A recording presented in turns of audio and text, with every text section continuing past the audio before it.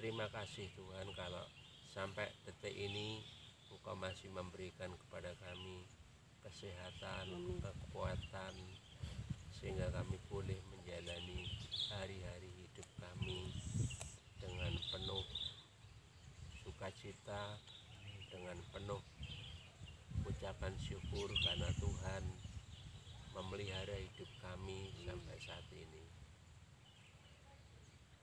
Kami juga berterima kasih Tuhan untuk Pak Sam dan juga Bu Indri Tuhan, yang sudah Kau berkati dengan tempat yang indah seperti yang kami lihat saat ini Tuhan. Kiranya Engkau akan menolong untuk langkah-langkah lebih lanjut ke depan Tuhan, untuk supaya tempat ini boleh menjadi sebagaimana yang Tuhan taruh dalam hati mereka. Bahkan tempat ini boleh menjadi tempat di mana banyak umat Tuhan yang akan datang ke tempat ini, dan tempat ini akan menjadi tempat di mana nama Tuhan ditinggikan dan dipermuliakan. Kiranya Engkau yang akan membawa Pak Sam dan juga Bu Indri serta Pak Tony dan juga Bu Hani dan juga mungkin hamba-Mu dan juga yang lain-lain Tuhan bisa mewujudkan visi yang sudah Tuhan berikan kepada Pak Sam dan juga Bu Indri, sehingga apa yang tadi hamba-Mu dengarkan dari Pak Tony Tuhan sungguh-sungguh nantinya dapat terwujud Tuhan.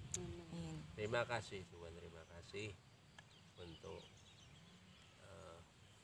pagi hari ini di mana kami boleh merasakan keindahan dan kesejukan di tempat ini Tuhan.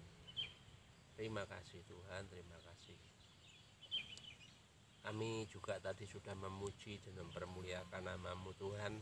Kami juga sudah menyembah Engkau dengan keberadaan kami masing-masing. Dan kini kami mau mempelajari firman Tuhan. Kiranya Tuhan yang akan menolong kami sekalian untuk bersama-sama kami merenungkan firman-Mu, sehingga firman Tuhan yang kami baca, kami dengar, kami renungkan pada pagi hari ini memberi kekuatan kepada kami sekalian, sehingga kami bisa berjalan terus sebagai pengikut Kristus sampai akhir hayat kami Tuhan. Terima kasih Tuhan, terima kasih.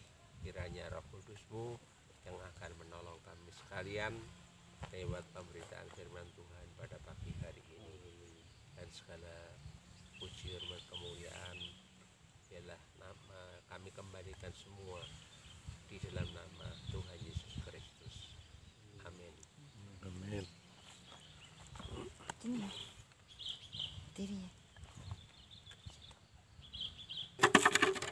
Di dalam 1 Korintus pasal 15 ayat 10.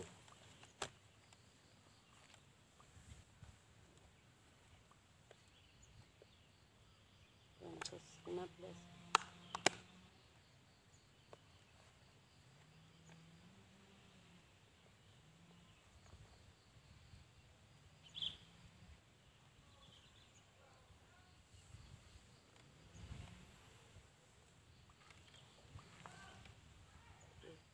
Satu Korintus 15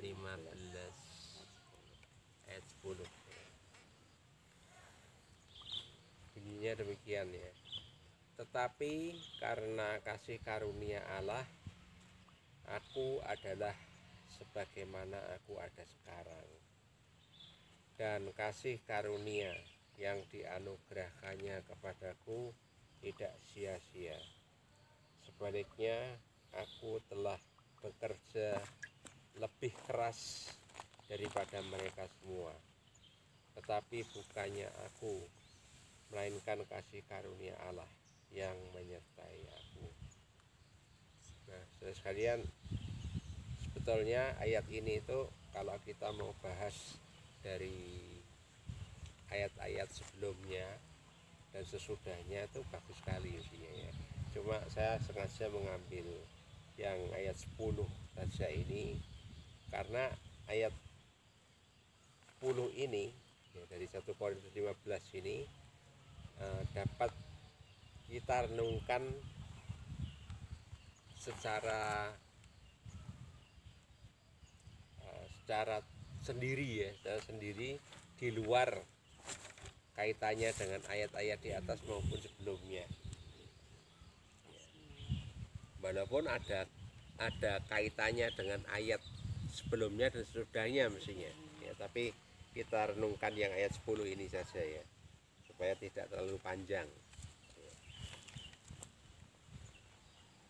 Tema dari renungan saya ini adalah kasih karunia Allah. Ya, kasih karunia Allah. Apa yang dimaksud dengan kasih karunia Allah? Kasih karunia Allah itu adalah pemberian atau anugerah yang Allah berikan kepada Paulus maupun kita semua, yang sebetulnya tidak layak kita terima, yang sebetulnya tidak layak kita harapkan dari Tuhan untuk bisa memberikan itu kepada kita. Mengapa? Karena kalau kita melihat background kehidupan Rasul Paulus itu betul-betul tidak layak sebetulnya, tidak layak dia untuk bisa menjadi hamba Tuhan, menjadi Rasul Tuhan, bahkan menjadi seseorang yang dipakai Tuhan secara luar biasa. Bahkan bisa menulis sekitar 13 surat di dalam Alkitab yang kita miliki ya. Mengapa? Karena dia dulunya itu seorang yang kejam, seorang yang bengis, yang tidak suka dengan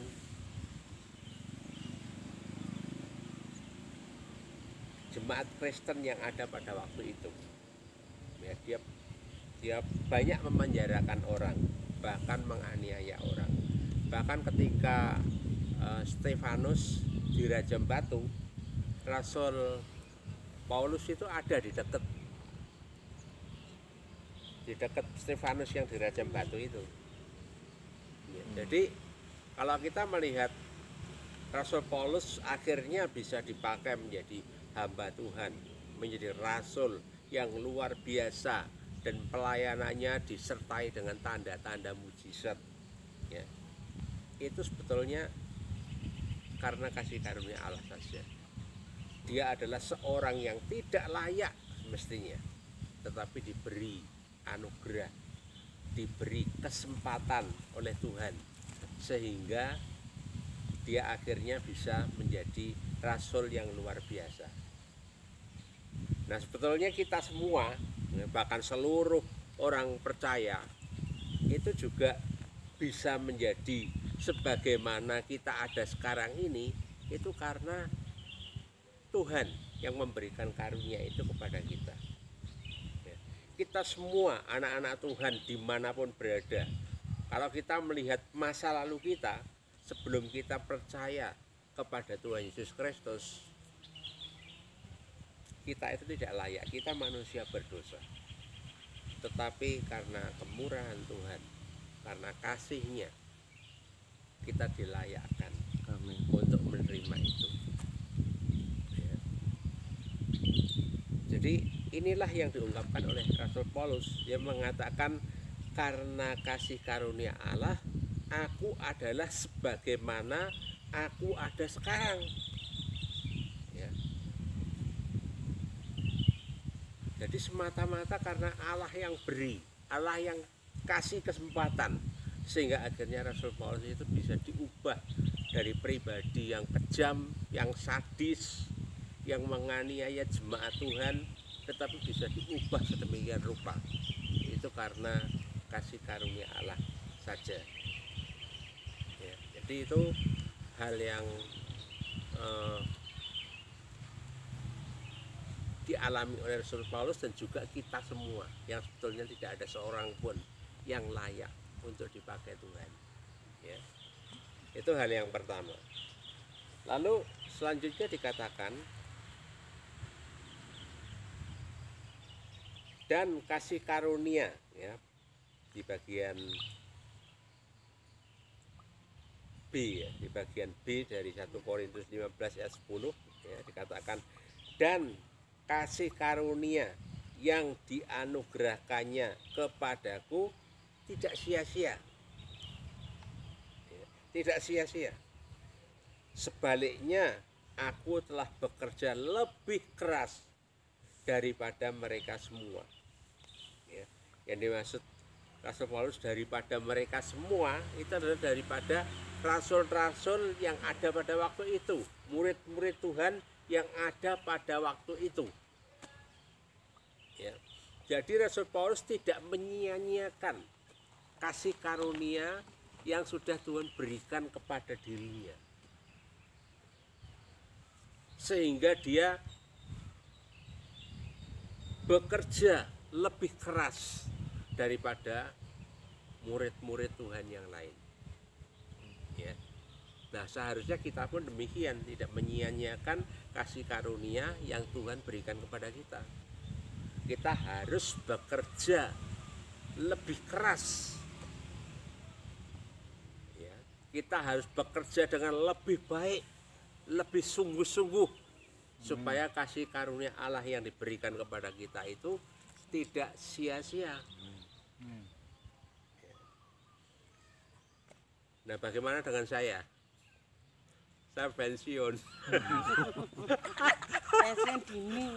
Saya pensiun. 35 pensiun. Ya, umur saya 58, ya. Saya pensiun dari aku. pensiun dari GBI MS. Yang penting tidak pensiun dari Tuhan, Pak. Iya. Ya, tidak pensiun saya, ya. Hamba Tuhan tidak boleh pensiun, Pak. Nah, bahkan saya ini pensiunnya total, ya. Pensiunnya total. Apa itu? Enggak melayani Tuhan dan menyampaikan firman Tuhan, pokoknya jadi jemaat tok, ya. Nah, ini mau bertumbuh lagi, Pak. Kemana? Kenapa? Jadi tangan di Kemana? sini. Kenapa? Karena saya ini memang ada kekurangan dalam diri saya, ya, yang membuat saya ini tidak bisa secara total saya melayani Tuhan.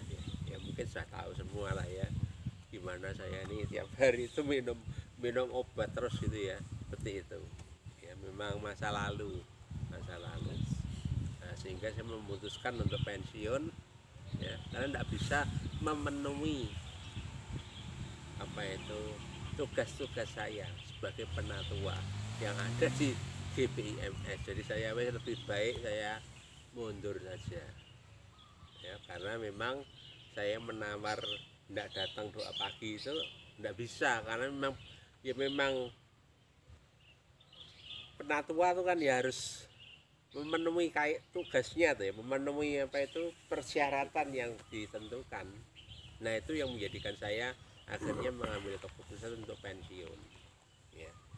Bahkan saya kemarin tuh beberapa waktu yang lalu saya ngomong Pak Sam saya total pensiunnya, enggak melayani di MS lagi, mundur jadi penatua, bahkan enggak khotbah lagi, total enggak khotbah lagi. Nah, tapi kemudian Pak Tony, ya, itu ngomong sama saya di WA, ya, dia ngomong sama saya, Pak Har, ketoknya Pak Ifran mau ngomong sama kamu, dia ngomong gitu, gitu. Kamu bisa enggak kalau digilir khotbah untuk online, ya, khotbah online itu, ya. Nah, saya bilang Pak Tony, aku sih pensiun total, Pak.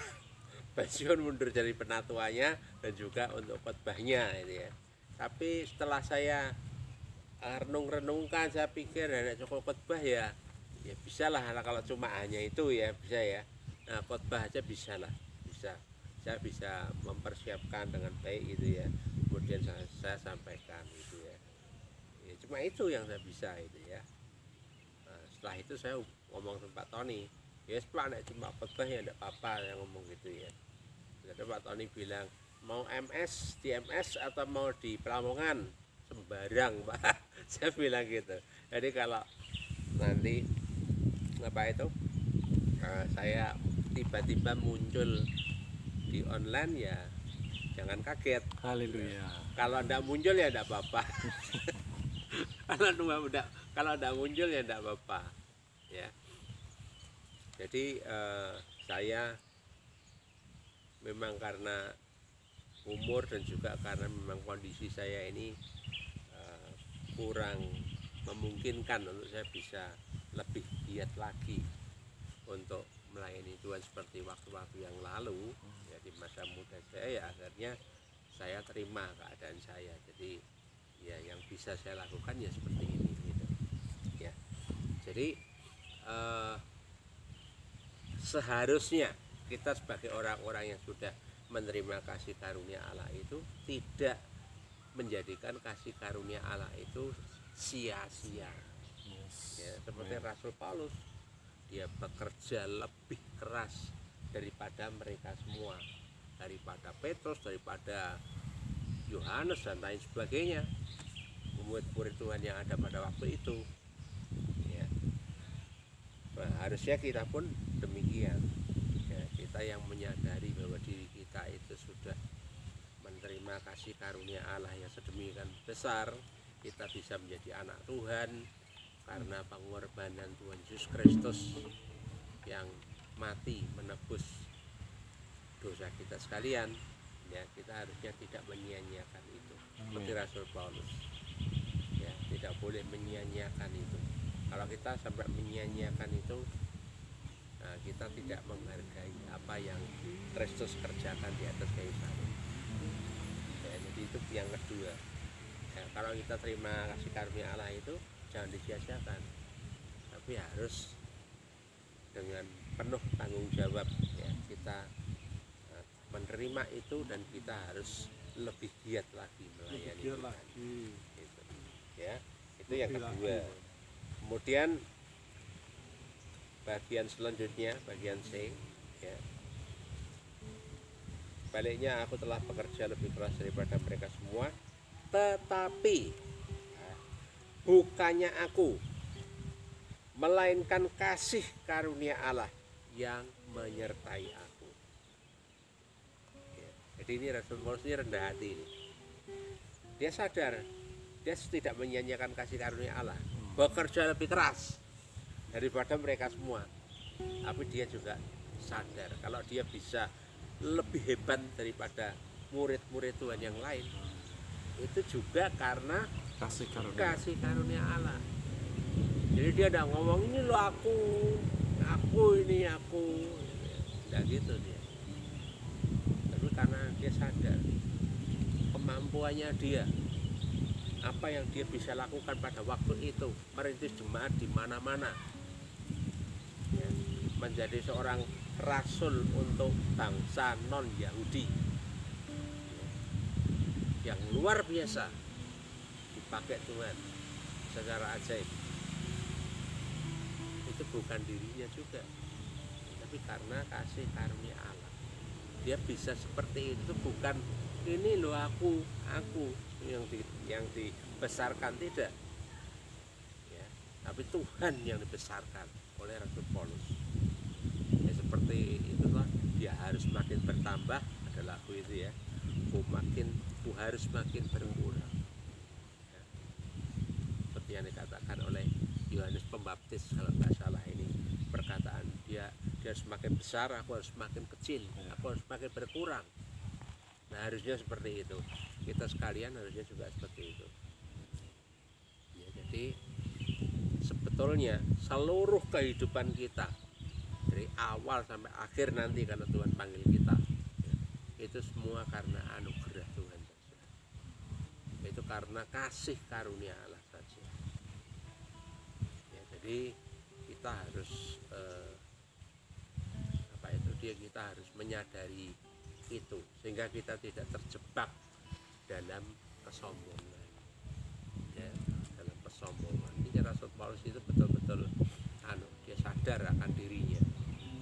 Dulu dia seorang yang tidak pengharapan. Tapi kemudian Tuhan tangkap, Tuhan panggil, Tuhan pakai dia secara luar biasa. Ya. Jadi sama seperti kita, walaupun kita tidak melakukan dosa yang dilakukan oleh Rasul Paulus yang demikian luar biasa itu, ya, tetapi sebetulnya sama saja dengan kita. Kita juga manusia berdosa. Tidak ada yang baik yang ada di diri kita. Tuhan saja yang dengan kasih karunia-Nya merangkul kita, mengajak kita sehingga kita bisa dipakainya hingga saat ini. Ya, jadi itu yang saya sampaikan pada pagi hari ini, kiranya membuat kita sekalian makin sadar, ya, makin melihat betapa besarnya anugerah yang Tuhan berikan dalam hidup kita, anugerah atau kasih karunia Allah sama, ya, yang Tuhan berikan kepada kita, dan kita harus berlomba-lomba betulnya ya, harus berlomba-lomba untuk makin melayani Dia. Amin.